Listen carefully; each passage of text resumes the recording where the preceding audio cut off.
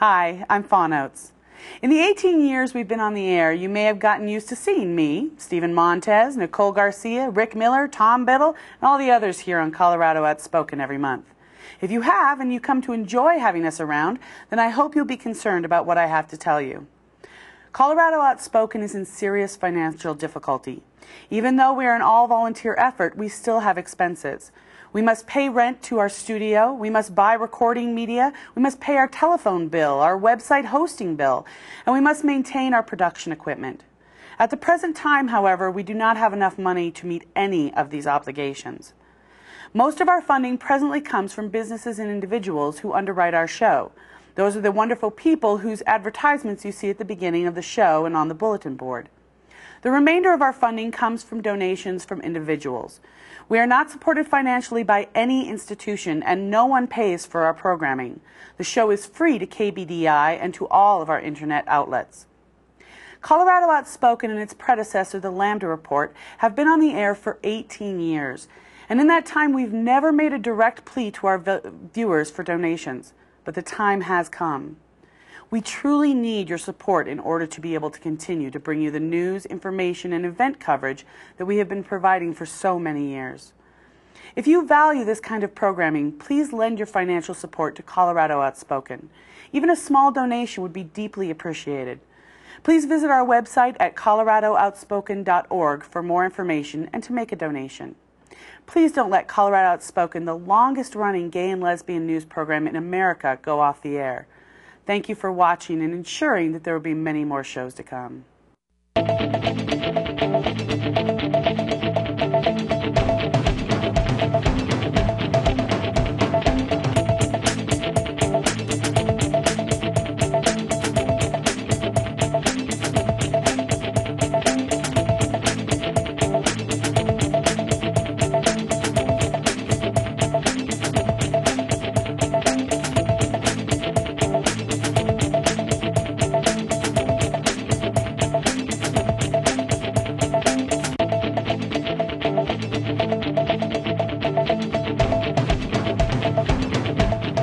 Good evening and welcome to this edition of Colorado Outspoken. I'm Stephen Montez.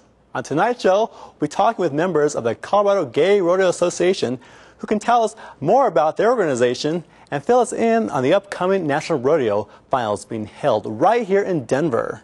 We traveled down to Pueblo to see how southeastern Colorado celebrates gay pride. And we walked along with thousands of great people that participated in the 2007 AIDS Walk and Run. Also, this year saw the 11th annual exhibition of the work of some of Colorado's best photographers from the Gay Photographers Guild. And we'll show you some of their excellent work. Of course, we have the news, a first look at a new movie, and the bulletin board. But first, we have part two of our discussion with Tim Milkkelsen, the producer of the documentary Marriage Dialogs that we aired on our show last month. Here's Tom Biddle. Last month, Colorado Outspoken presented a documentary by a Colorado filmmaker examining different attitudes about same-sex marriage from a cross-section of citizens in Larimer County in northern Colorado. After the film, we spoke with the director, Tim Milkkelsen, on several aspects of the film, but we felt we ran out of time and didn't explore everything we wanted to. Tonight, we welcome Tim back to the show for a little more conversation on the Marriage Dialogs. Tim, welcome back to Colorado Outspoken. Thanks for having me back. It's great to have you here. I really enjoyed our conversation last month and wanted to pick up on some of the questions you didn't quite get to because it's such a wealth of information you have about the film, and I think you grew as a person and a filmmaker throughout the process. I think that one of the things we talked about was the central issues that divide people on this issue. We see it on C-SPAN, we see it on CNN, we hear politicians making speeches about it, we see angry conservative religious forces making angry speeches about it. It's sort of a TV sideshow almost, but you spoke with real people living real lives in kind of a nice middle American community, and so I was wondering what some more of those issues were that divided them in some more detail, and what you think can be done, if anything can be done, to bridge the gap between people on this issue. So, I mean, last time we talked a little bit about common things, which was around Bible, whether or not marriage is a contract or a religious covenant, and the whole question around whether or not being gay is a choice. That's actually part of it.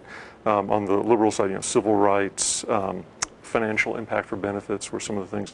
But on the conservative side, a common thing that was a common thread with the conservatives I talked to was, how is this affecting my children? And actually, interestingly, not just children, but grandchildren. Mm-hmm. I mean, because they were thinking very long-term about the family unit. I mean, that was a phrase that kept coming up. So that's part of it. Another part on the conservative side was, I lump them together, which they might not, but it's sinful, morally wrong, perverted behavior. There's a fundamental issue with them, because this is just wrong. Right. Well, I saw one of the clergy that you interviewed, I know, said that there was a difference between orientation, which is, being gay, which is not a sin, when he was calling it homosex, which is the activity, which is, a no-no, I guess. Right. So. Well, actually, a couple of the clergy made comments around, I think one of the phrases was, homosexuality, being a homosexual is not a sin. Homosexual acts are a sin. I mean, was one of the distinctions they made.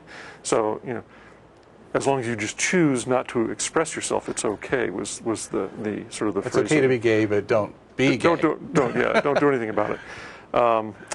The other thing is the phrase I use is slippery slope. That was the other conservative sort of thing was, once you do this, where's it going to end? Because then it's going to be people marrying horses and pigs and dogs. And I was very moved in the film at one point with the lesbian woman who was, quite personally hurt with being the relationship that she had with her partner. I think had passed away, being equated to an adult sexual relationship with an animal, that kind of thing. It wasn't just this is what I believe in a shouting match. She was genuinely hurt by people who make that assumption. Right, and several people felt that same way. It's, and I mean, quite honestly, as a filmmaker, when I was doing the interviews, I just was having conversations like we're having with the various people, and I had some general questions, but I did not sort of go through question A, question B. Actually, I tried that once, and it worked terribly. So we had conversations, but for several people, some of these things came up. So like about the slippery slope stuff and animals, and it was a very interesting thing going.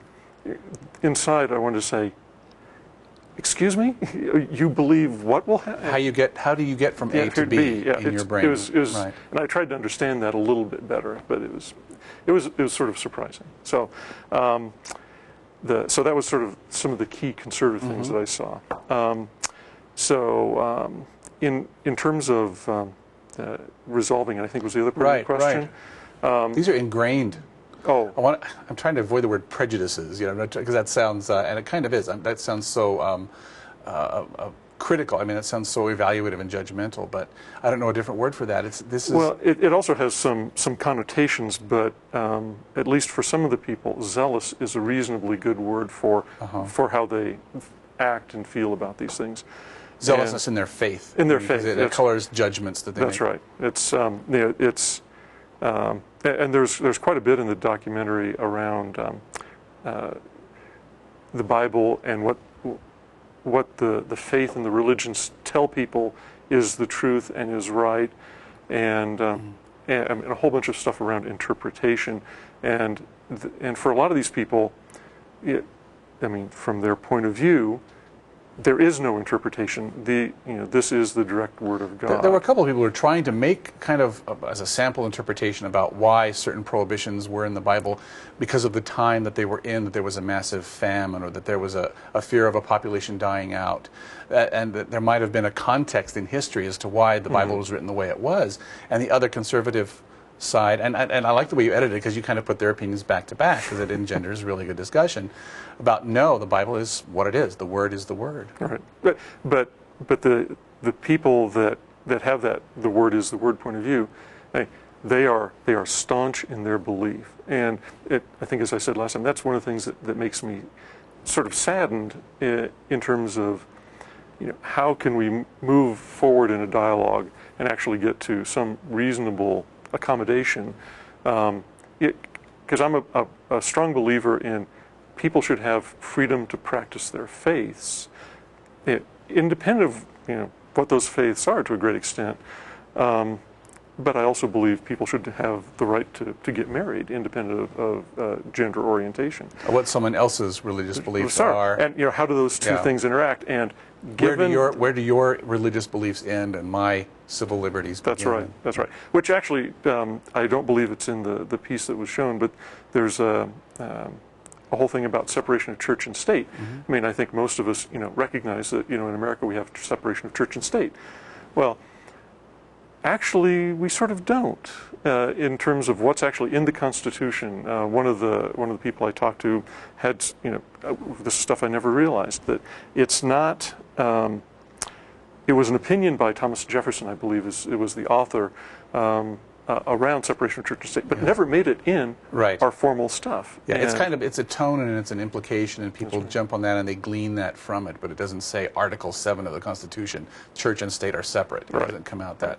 Right, and we're still struggling with that. And some people are, they said it in the documentaries, America is a Judeo-Christian based country and government. And so therefore, I think what the interlude photos I used were, all of our currency says right on it, in God we trust. And most of those folks view that's in Christian God we trust. Right. So there isn't just one God, depending on who you ask. That's right. What we're talking about, the difficulties that people have reconciling the two different sides and what can be done. I wonder if it's just a matter of time. I wonder if it just is going to have to be future generations and shifting attitudes. I think that research and surveys and polls kind of show that attitudes of the young are changing. There are certainly some young people who are as adamantly conservatively Christian and unyielding in their opinions as some of their elders. But I think that attitudes are changing. It might just be a matter of time. Well, and I think there's an undercurrent of why the conservative politicians are so anxious to try to go and get this stuff into law.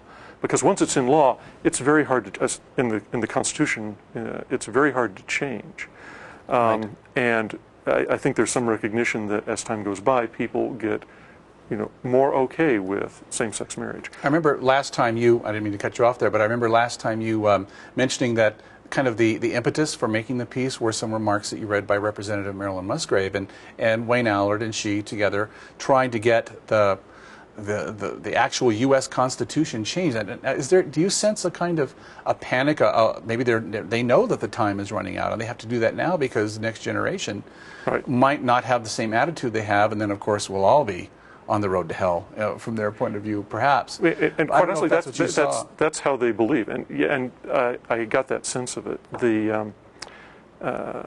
One of the things that really surprised me was talking about sort of political pressure and things like that was actually people, many if not most of the people I talked to on both sides had this view of that the same-sex marriage issue is an important one to them in a variety of ways and a variety of reasons, but they recognize that it's not the most important issue facing the country at large. There's actually several things ahead of it, and so it's maybe in the top 5 or the top 10, but it's not the top.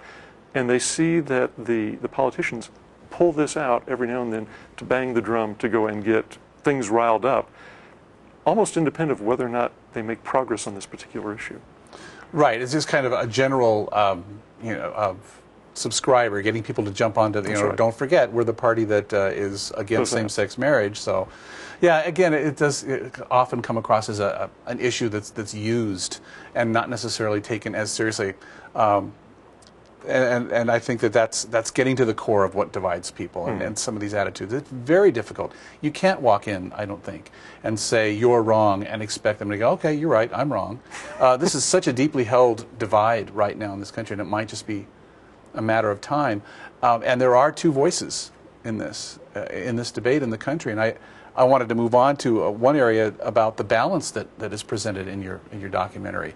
It's very clearly done, so it's not you're trying to be coy. You can right out front and say it. And it's obvious that this is an anti-same-sex marriage opinion. This is a pro-same-sex marriage opinion that you're bringing there.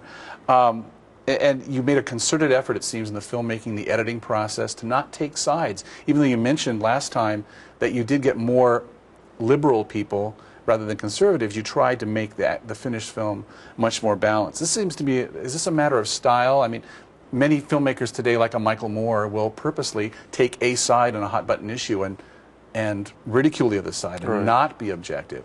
So why was your stylistic choice such complete balance? Yeah, well, there's a couple reasons.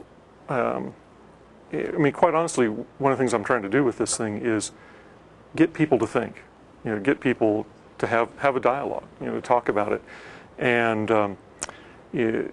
sort of turning up the contrast and being all Michael Moore about something is, I mean, is throwing gas on a fire. It's not going to help engender the dialogue. The flame will get brighter, but it won't go out. It won't go out, right?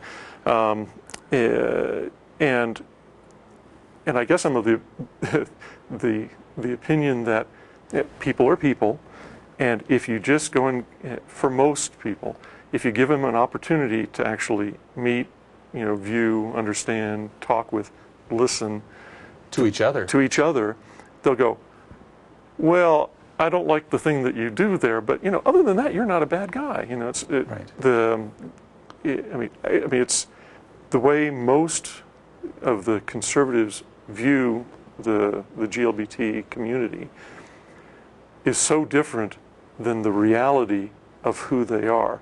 They are these, I mean, some of it surprised me a little bit. I mean, most of it, I recognize the people, so it didn't surprise me, but I was surprised how religious of the GLBT folks that I talked to were. I mean, very, very devout in their faith.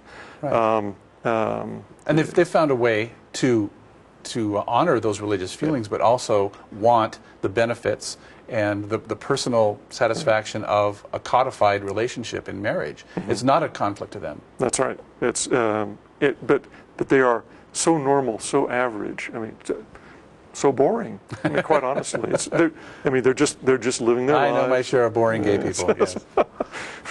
Some of them around here. No, I didn't mean that.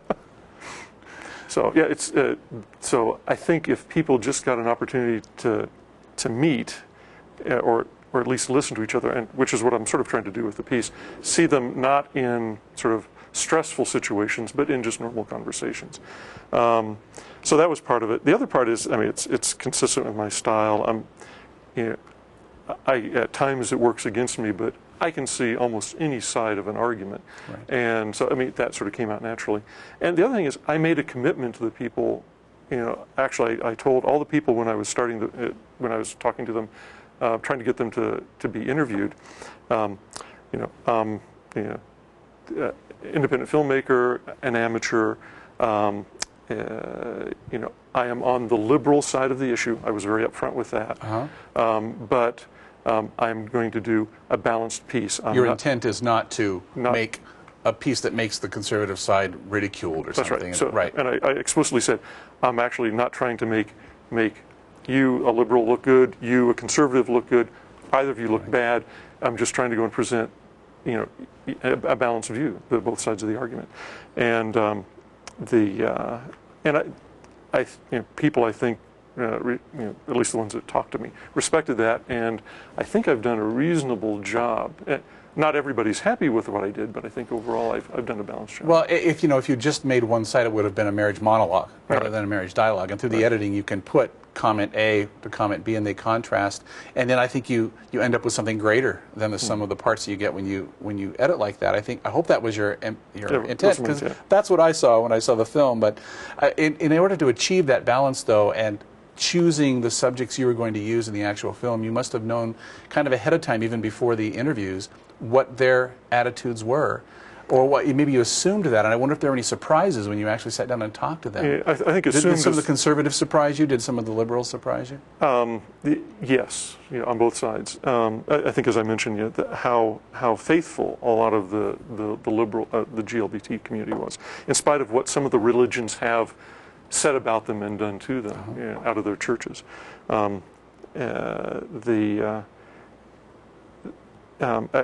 I mean, I saw it too, but a friend mentioned as well, is a lot of times people on the liberal side will look at conservatives and say, oh, they're narrow-minded bigots, they haven't thought about this, they don't understand. Either way. Both ways.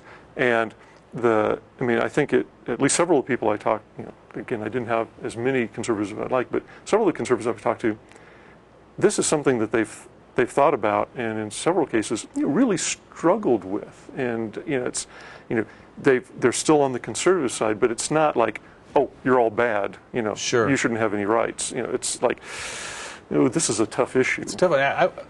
I thought it was interesting in the recent YouTube debates, if you happen to see that on CNN, that someone like John Edwards was brave enough to come out and kind of say, I've struggled with this issue. He didn't take a stand. He said it's hard. His wife's for it. He's not there yet. I mean, it's something I think as a country we're dealing with in high profile and in local communities. Right. Actually, it's interesting because I think it's fairly commonly viewed, but it just came out as I was talking to people that I think, generally speaking, conservative men tend to react more negatively, and actually react more negatively to gay males than to lesbian. I mean, so there's actually sort of like a Pareto, to use the business term, of things that bother them. So it was interesting. Interesting, the things you learn as you talk to these people. And again, here we are, about to run out of time. I apologize, but I wanted to ask if you could just briefly, on my final question, what effect do you hope that people who see the film, what effect do you hope the film will have on people who see it? Just briefly, if you can kind of bring that. So very briefly, listen, think, talk. Boy, all the problems in this world we could solve if we just listen and think and talk. Well, I've appreciated talking to you. Thank you. Thank you for being here. Thank you again for producing your film, The Marriage Dialogs, and sharing it with us and our viewers. And best of luck to you, Tim, with your future film projects. Thank you. And just a reminder, you can see Marriage Dialogs in its entirety on our website at ColoradoOUTspoken.org. The Colorado Gay Photographers Guild hosts an exhibition of the work of some of their members' work every year. Here's a look at Pix 11. Tonight we're celebrating gay and lesbian artists, photographers, and this is our Pix 11, which means this is the 11th time we've done this, and it's the introduction and the opening of a show to celebrate photographers within the gay and lesbian community. The kind of people that come to Pix are a real cross-section of all kinds of people, old people, young people, straight people, gay people, and their friends, their family, and they're also people that are very interested in art also. And we have quite a following that has come on an annual basis. They come to look at the art. Some of them come to buy the art that they can take to their home and own a piece of original art. I've been a member of the Photo Guild for just about a year now. This is the first year I've shown pictures. These are pictures from my last 2 trips to Italy, and I just chose the ones that kind of struck me and moved me. I mean, sitting, observing people, walking around, and something in the moment caught my attention. I'm not looking for anything. It truly is something that you know it when you see it. I mean, I see a moment about to unfold in front of me. Like the old woman here, I mean, I just stepped out of a church and there she was, fumbling with something on the ground, and I caught her just as she looked up. This is the first year of many years that I have not had any nudes, either male or female. I've started trying to complete a certificate in botanical illustration. So a lot of my work this year has been with botanical subjects, and it's a challenge moving from a human form to a flower to some other objects that are completely different than anything I've done before. I think my general motivation for doing this is, first of all, a challenge to myself to try to be a good photographer. I guess I'd like to be known as a very good photographer first, and then possibly as a very good photographer who happens to be gay. I became a pilot, and I have been to different airports, so I went to Centennial Airport and I got a couple of pictures of their control tower. And I love guitar playing, and I went to Arvada and got some really, really nice pictures at the Old Town Pick-and Parlor in Arvada. I really started out in photography just a couple of years ago, and at that time my focus was on landscapes, and so that's sort of the foundation that I'm working from whenever I take any picture, I guess. And so this year I decided I would do some nudes, which are novel for me and different, and I found that I approach nude in the same way I do a landscape. Basically look at the compositional arrangement, look at the subject matter, the textures, and so it's an interesting experiment for me. This is part of a series of work that I did that's based on male escorts.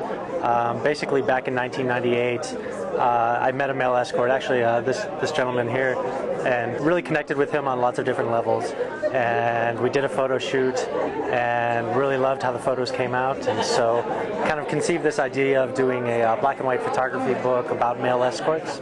The keys in the piece really represent they're basically, keys for me are a symbol of trust, in the sense that when someone gives you a key, it's sort of a symbol of their trust in you with something that's important to them. So these pieces, and specifically the keys, are both my signature, and they represent the trust in the escorts, the trust they have in me to tell their story.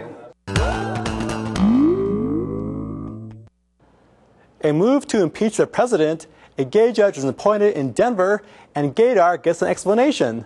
All that's coming up in the news right now. On September 15th, nearly 100,000 people marched on the nation's capital, united by a single purpose: ending the war in Iraq. A movement to impeach President Bush was a huge part of this demonstration, and the call for impeachment resounded from the White House to the Capitol. In his speech at the rally at the White House, former Secretary of Defense Ramsey Clark called for a 3-month push for Congress to introduce articles of impeachment. He called on all impeachment supporters to rededicate themselves to the cause. More information can be found on the web at www.impeachbush.org. The state of Colorado has its first openly gay judge. David Brett Woods, who has been appointed to the Denver District Juvenile Court, will be the state's first out judge at the district court level and second openly gay person to sit on the bench in the state, with Denver County Court Judge Mary Celeste becoming the first in 2000. Generally conservative North Carolina has also gained a gay judge. Attorney John Arrowwood, who was appointed to fill an interim vacancy on the North Carolina Court of Appeals, is the first out person to hold a statewide elective office there. The appointment of Arrowwood, who must run for an 8-year term in November 2008, has elicited little reaction from conservatives in the state. The U.S. House of Representatives is likely to vote on and approve the long-delayed Employment Non-Discrimination Act. According to a leading champion of the bill, U.S. Representative Barney Frank, the act, which would ban job bias based on sexual orientation, is expected to pass the House, but it faces a less certain future in the Senate, where 60 votes are needed to stop a filibuster. Focus on the Family, the Colorado Springs-based Christian media ministry, recently endorsed a study which concludes that homosexuals can change their sexual orientation through prayer.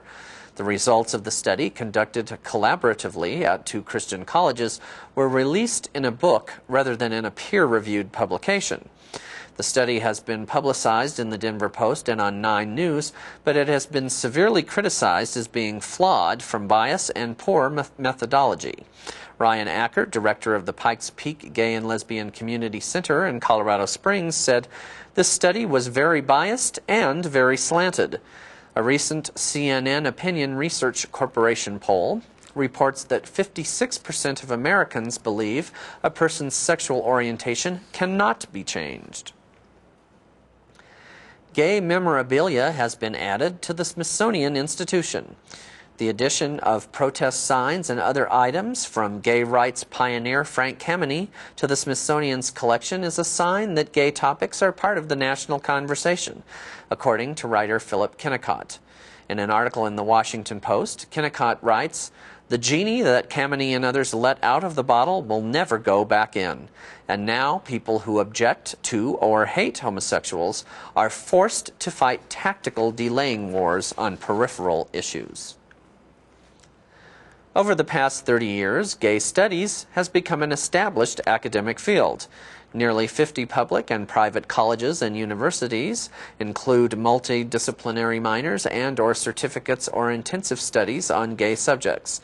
The change has been fueled by donations from LGBT alumni, research by out academics, and interest from an increasing number of openly gay students. A divided Maryland High Court has affirmed the constitutionality of the state's law limiting marriage to couples of the opposite sex. Robert Zarnock, the Assistant Attorney General who argued to uphold the 1973 law that defines marriage as being between a man and a woman, said that any change in the statute should be decided by the legislature. In his dissent, Chief Judge Robert Bell noted that many of the arguments made in support of the anti-miscegenation laws were identical to those made today in opposition to same-sex marriage. California Governor Arnold Schwarzenegger, citing the rights of voters who backed a 2000 marriage ban, plans to veto the latest version of a measure offering equal marriage rights to same-sex couples. However, the ban, Proposition 22, applies only to out-of-state marriages, according to Jeff Kors, Executive Director of Equality California. The number of same-sex unions in Canada has increased 5 times faster than those of straight couples, according to new census data. The report shows that number of married and common-law same-sex couples increased 33% to 45,300 since 2001, versus a 6% rise for opposite-sex couples. But the number of marriages by same-sex couples may still be undercounted because such couples had to write in their status in the other box. A new study from the University of California, Los Angeles could provide a scientific foundation for gaydar. In the study, participants were asked to determine whether people walking on a treadmill were gay or straight. Participants were more likely to accurately identify gay men from their walks than lesbians. Lead author of the study, Carrie Johnson, said, "If we know how people use these cues to categorize one another, it can help us understand what happens in how they react with other people." The number of new cases of HIV in New York City is rising. Since 2000, cases among young gay men have jumped by 1/3 for those under 30 and doubled for teenagers, according to health officials. Thomas Frieden, the city's health commissioner, said, "A generation of men is growing up having not seen their friends die of AIDS and maybe having the impression that HIV is not such a terrible infection." The Gay and Lesbian Alliance Against Defamation has launched a campaign to promote LGBT tolerance. Participating in the campaign are actors Rachel Griffiths, Marlee Matlin, Rebecca Romaine, and Lance Bass, as well as Grey's Anatomy cast members T.R. Knight, Sarah Ramirez, and Kate Walsh, among others. Until next time, this is Rick Miller for Colorado Outspoken. The Colorado Gay Rodeo Association does more than just put on a great rodeo every summer.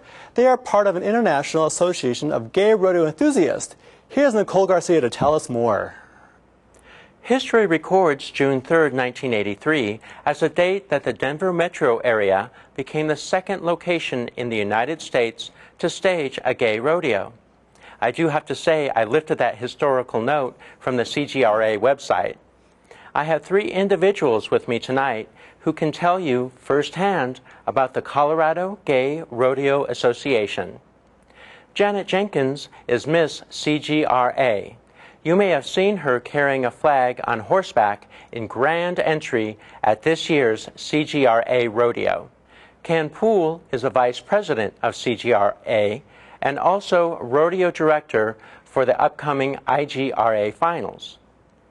TJ Blake holds the title of Mr. CGRA. TJ is the first individual to hold this title. First, I have to say, TJ, that your title is spelled capital MS, capital TER. What does Mr. mean? Well, it's a drag king title, so it's a woman impersonating a man, and that's where the MS comes from.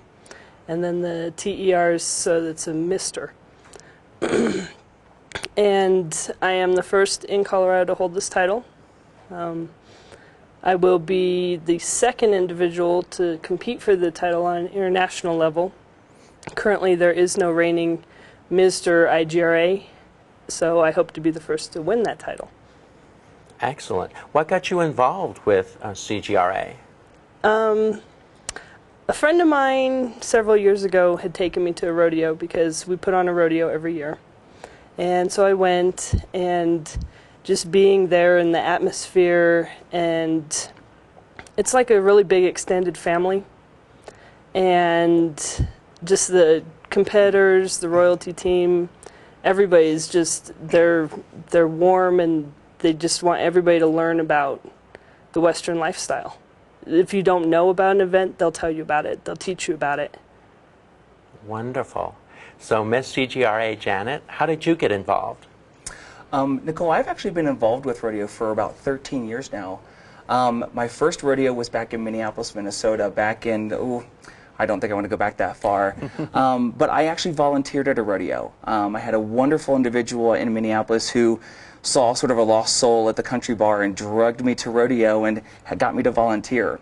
Once I was actually at the rodeo, I found the camaraderie amongst the International Gay Rodeo Association members and the local association members to be so warming and welcoming that I ended up going to the next rodeo in Phoenix, Arizona that following year. And I've been competing in rodeos and being a part of the royalty since then. Wonderful. Ken? Yes? I notice on your shirt it says IGRA. Tell us about IGRA. Well, certainly. IGRA is the umbrella of the local associations. It is, the mission statement is to support associations that support their communities. We all work for nonprofit. We are doing fundraising for our local charities under the umbrella of IGRA, which helps with rules and also helps with the structure regarding both royalty and, of course, the contestants that all compete at the various rodeos around the circuit. On my shirt, the logo this year is for the upcoming International Gay Rodeo Finals, which are coming up in October. So IGRA, I have to point out, because I don't think we said it, stands for International Gay Rodeo Association. That's correct. We do include Canada.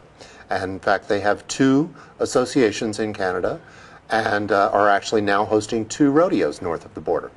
Excellent. Yes. So, Janet, tell me a little bit, at the introduction I said something about the first rodeo was 1983. Can you tell me a little bit how CGRA was formed and how it grew? Most definitely. CGRA this month is actually celebrating its 26th anniversary. Formed back in September of 1981, CGRA is the longest running association producing rodeos to date. As a part of the international organization, we are one of 28 associations across the United States and Canada, as Ken mentioned. The association actually formed with just 42 members, and today we've grown to over 150. And that's not just in Colorado, but that's across the United States and Canada as well. Excellent. So when you hold rodeos, what do those rodeos benefit? Each rodeo association selects either a charity partner or a benefactor of where their dollars will be going to. Since we're all nonprofit organizations, all of our monies that we raise through rodeo, through fundraising efforts, car washes, garage sales, you name it, goes to those local charities. So none of the royalty is paid staff? No, not at all. Matter of fact, it's sort of the reverse. So what other opportunities do you find within CGRA, TJ? Actually, I started competing in rodeo events this year, and I did shoot dogging for the first time, which is our version of steer wrestling on foot, and I had a blast. It was such a rush, and like I mentioned before, if you want to get involved, they will teach you how to do anything. They will teach you to ride a horse. I'm also learning to ride a horse. Janet just started competing in horse events this year. And it's a phenomenal organization. And there's so much history and so many people that have been involved for such a long time that they're willing to teach anybody how to do anything just to share their knowledge. Wonderful. Those are the basic goals of the International Rodeo Association, Ken? It is. We really stand on the premise to encourage the GLBT community's involvement and also to really elevate us in the sport of rodeo. We're very fortunate throughout the country. The level of competition is quite good. There are some unbelievably good equine athletes. The horses, the level of competition is very high. And when you come to the rodeo, yes, there are a lot of fun events that are specific to gay rodeo, but also there are a lot of really good rough stock riding, a lot of very good ropers, and a lot of great people running barrels, poles, and flags, those types of equestrian events. Men and women are all allowed to compete in all events. Again, putting more on an equal footing, something you don't find in the professional organizations. We also, because of that, we welcome both gay, straight. It's not a requirement. It's just a matter that you be accepting. Everyone is very welcoming. And as TJ mentioned, very encouraging. It's a great place to learn and get involved. Especially, we find a lot of people that may have grown up in a rural environment. For them, this is an opportunity to sort of come back home. Wonderful. So the international event, I take it that you're going to have competitors from across the nation? Absolutely. You actually compete by going to various rodeos throughout the country during the year, which, as you can imagine, gets quite expensive to compete in all of those, and a great deal of effort in practicing to be competitive. The top 20 in each event are then invited to come to the finals rodeo. Once here, then they are all on a level playing ground and are all competing against each other for those top honors at the end of the year, including the top honors of all-around cowboy and cowgirl, giving away some incredible prizes, beautiful saddles, breast collars, things of that nature. But also, of course, there is some prize money. It's nothing like on the professional level, but it certainly is a reward for all the hard work. So tell me, what were the dates again? That is October the 12th, 13th, and 14th. The rodeo events will be occurring at the National Western Event Center, and the royalty work, which is the IGRA International Royalty Competition, will be Friday night at the Warwick Hotel, and then the crowning, the announcement, will be on Saturday night, also at the Warwick Hotel. Wonderful. What charities will these events support this year? Certainly this year, in conjunction with our just past the Rocky Mountain Regional Rodeo, the International Finals will go to benefit Northern Colorado PFLAG, as well as the Howard Dental Center. Those were the charity partners of choice from CGRA this year. We felt it was really important to select some people that are both involved in the local communities, but also to try and get them involved in the sport of rodeo. It's been a great relationship. Wonderful. And by reading your website, I see that Colorado has chosen their charity of choice. Janet, you want to tell me what your charity is? At the beginning of our reign, after we competed for the titles of Mr. and Miss CGRA for 2007, TJ and I got together and collaborated on what charity we'd like to give our money, that when we went out to events and raised funds for an organization who we wanted to focus on. And as opposed to having multiple organizations, we chose one single one, and that's Project Angel Heart. They're a wonderful organization that provides food services to not only HIV-positive patients, but to terminally ill patients across the Denver metro area. And it was a very easy decision to make because both Carol and I have a great passion behind making sure that we serve our communities to the greatest extent that we can. Wonderful. It's absolutely wonderful. So TJ, if there's anything you would like to say about running for the international title, what would you say? It's a lot of work. There's several titles within the community, but CGRA and IGRA are probably the most intense competitions for royalty, because you go through an interview process which isn't just questions out of a hat. It's based on history and facts.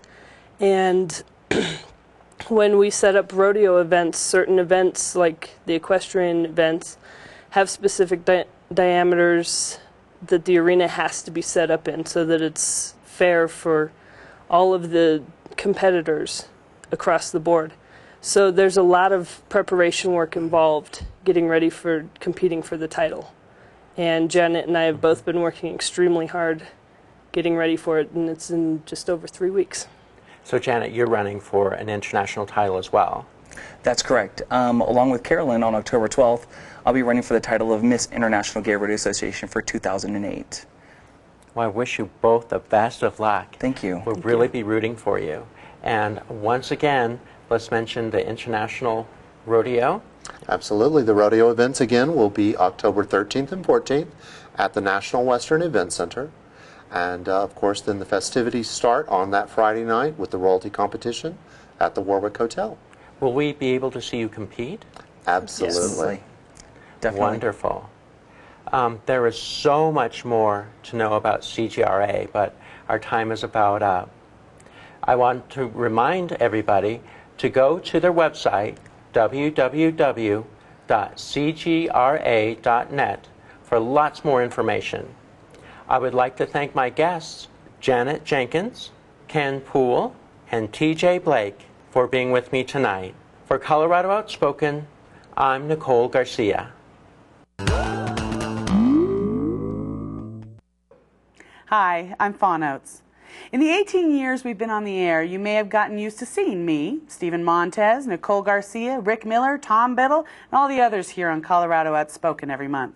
If you have and you come to enjoy having us around, then I hope you'll be concerned about what I have to tell you. Colorado Outspoken is in serious financial difficulty. Even though we are an all-volunteer effort, we still have expenses. We must pay rent to our studio, we must buy recording media, we must pay our telephone bill, our website hosting bill, and we must maintain our production equipment. At the present time, however, we do not have enough money to meet any of these obligations. Most of our funding presently comes from businesses and individuals who underwrite our show. Those are the wonderful people whose advertisements you see at the beginning of the show and on the bulletin board. The remainder of our funding comes from donations from individuals. We are not supported financially by any institution, and no one pays for our programming. The show is free to KBDI and to all of our internet outlets. Colorado Outspoken and its predecessor, the Lambda Report, have been on the air for 18 years. And in that time, we've never made a direct plea to our viewers for donations. But the time has come. We truly need your support in order to be able to continue to bring you the news, information, and event coverage that we have been providing for so many years. If you value this kind of programming, please lend your financial support to Colorado Outspoken. Even a small donation would be deeply appreciated. Please visit our website at coloradooutspoken.org for more information and to make a donation. Please don't let Colorado Outspoken, the longest-running gay and lesbian news program in America, go off the air. Thank you for watching and ensuring that there will be many more shows to come. This year in southeastern Colorado, Gay Pride was celebrated by 3 days of parades, food, music, and good old times. Here's Sarah Williams, who was there to catch it all. Thank you, Stephen. This is Sarah Williams at the second annual Pueblo Pride.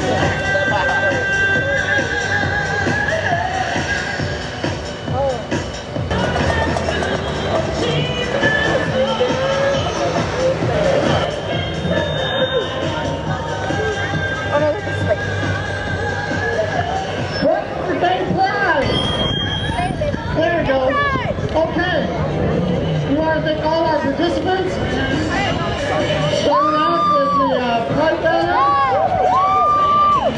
Next we have the Southern Colorado Equality Alliance banner. We have our Grand Marshal.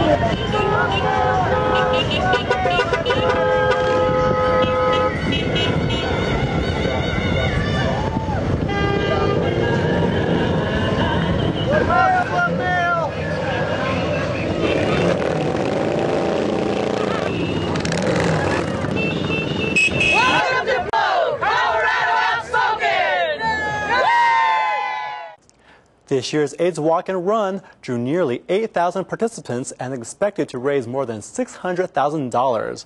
Our crew was there and reported their feet got really tired, but that wasn't enough to stop them from capturing what went on.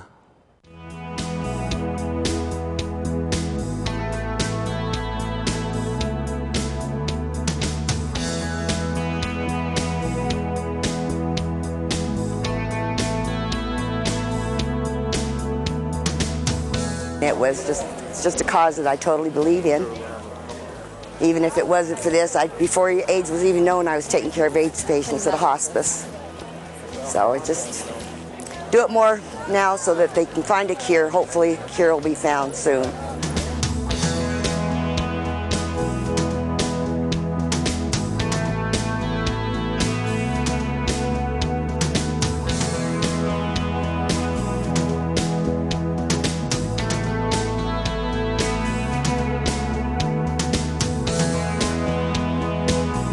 My cousin, her brother, passed away in 1993, so we've been doing the walk since 1994.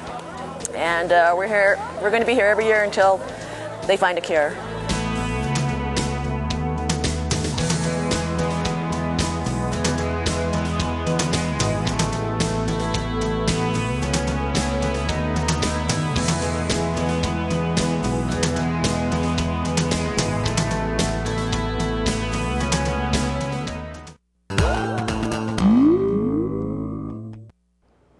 Lots of things happen in our community, and one way you can keep up is to watch the bulletin board. That's coming up right now.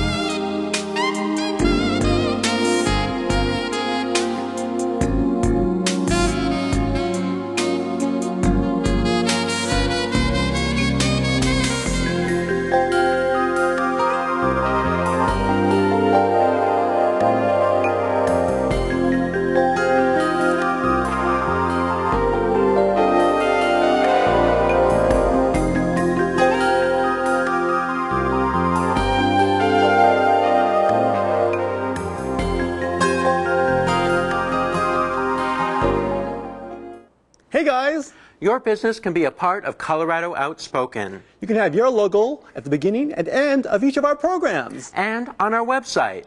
We have sponsored packages for any pocketbook. Send an email to sponsor@ColoradoOUtspoken.net. Or call us at 303-861-0829. I will contact you personally, and you can be a sponsor of Colorado Outspoken.